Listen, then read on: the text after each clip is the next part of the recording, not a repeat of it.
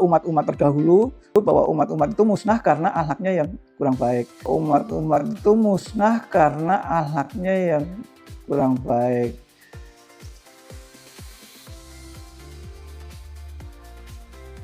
Assalamualaikum warahmatullahi wabarakatuh. Kita bertemu kembali. Dalam pertemuan ini akan mengambil suatu judul degradasi akhlak, suatu masalah besar yang harus kita sadari.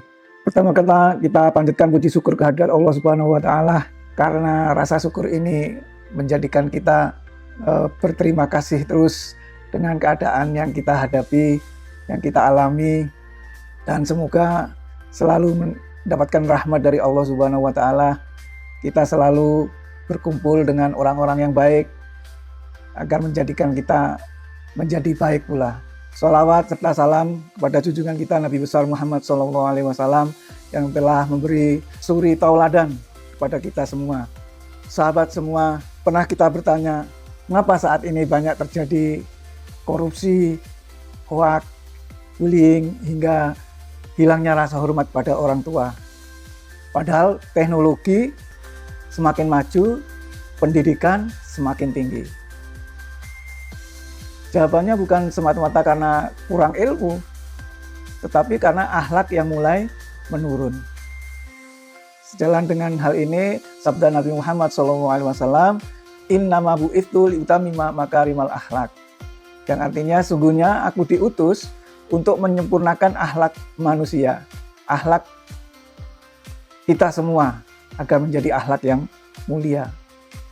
Ini menunjukkan bahwa misi utama Rasulullah SAW itu bukan hanya sekedar mengajarkan ibadah saja, tapi juga membentuk akhlak manusia. Dalam Islam, ada 3 pilar utama yang harus berjalan seimbang, yakni akidah, syariah, dan akhlak. Akidah membimbing keyakinan kita kepada Allah Subhanahu wa taala. Syariah mengajarkan tata cara beribadah kepada Allah. Sedangkan akhlak mengajarkan bagaimana bersikap kepada Allah dan sesama manusia. Jika salah satunya rusak, kehidupan seorang muslim menjadi tidak sempurna. Allah Subhanahu wa taala juga memuji akhlak Rasulullah dalam Al-Qur'an. Wa innaka la'ala khuluqin 'adzim. Sesungguhnya engkau benar-benar berbudi pekerti yang agung.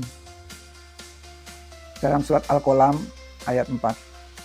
Mengapa akhlak begitu penting bagi kita? Karena akhlak ada di mana-mana, ada di dalam akidah, ada di dalam syariah. Karena baik buruknya suatu bangsa atau umat sangat tergantung pada akhlaknya ini. Sebagaimana penyair dari Mesir, yaitu Ahmad Shauqi, innamal umamul akhlaqu ma baqiyat fa inhum dhahabat akhlaqahum dhahabu. Yang artinya suatu bangsa akan tetap tegak selama akhlaknya masih terjaga. Jika akhlaknya hilang, maka hilang pula bangsa itu. Jadi bukan karena hancurnya suatu bangsa itu bukan karena dibom nuklir atau dihancurkan oleh senjata-senjata api, tetapi dari dalam sendiri, yaitu karena kehancuran akhlak itu sendiri. Sehingga kita bisa melihat, mempelajari bahwa umat-umat terdahulu sejak zaman dahulu bahwa umat-umat itu musnah karena akhlaknya yang kurang baik. Bangsanya Fir'aun, Kiptia itu, kemudian di Andalusia, di Spanyol itu juga demikian. Lalu akhlak apa yang mulai memudar di antara ini adalah yang pertama, bahwa hilangnya rasa malu. Yang kedua, berkurangnya sifat qanaah atau merasa cukup.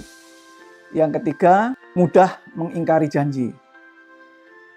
Yang keempat, hilangnya budaya tabayun atau memeriksa kebenaran informasi sebelum menyebarkannya.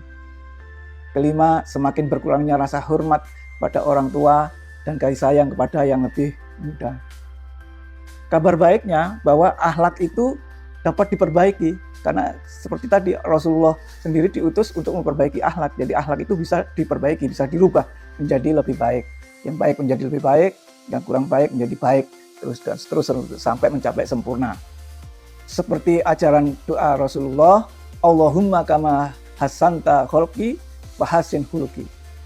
Ya Allah, sebagaimana Engkau telah memperindah jasadku, rupaku, maka perindahlah pula akhlakku. Mari kita mulai dari diri sendiri. Bagaimana kita jujur dalam perkataan, amanah dalam pekerjaan, menepati janji, menghormati orang tua, menyayangi yang lebih muda, dan membiasakan tabayun sebelum menyebarkan informasi. Semoga Allah menghiasi kita semua dengan akhlak yang mulia dan menjadikan kita pribadi yang membawa manfaat bagi keluarga, masyarakat, dan bangsa. Demikianlah, mudah-mudahan yang sedikit ini ada manfaatnya dan kita bisa mencapai akhlakul karimah yang dimaksud oleh Allah Subhanahu wa taala dan diberi contoh oleh Rasulullah Shallallahu alaihi wasallam. Mohon maaf sekali lagi dan terima kasih atas perhatiannya. Assalamualaikum warahmatullahi wabarakatuh.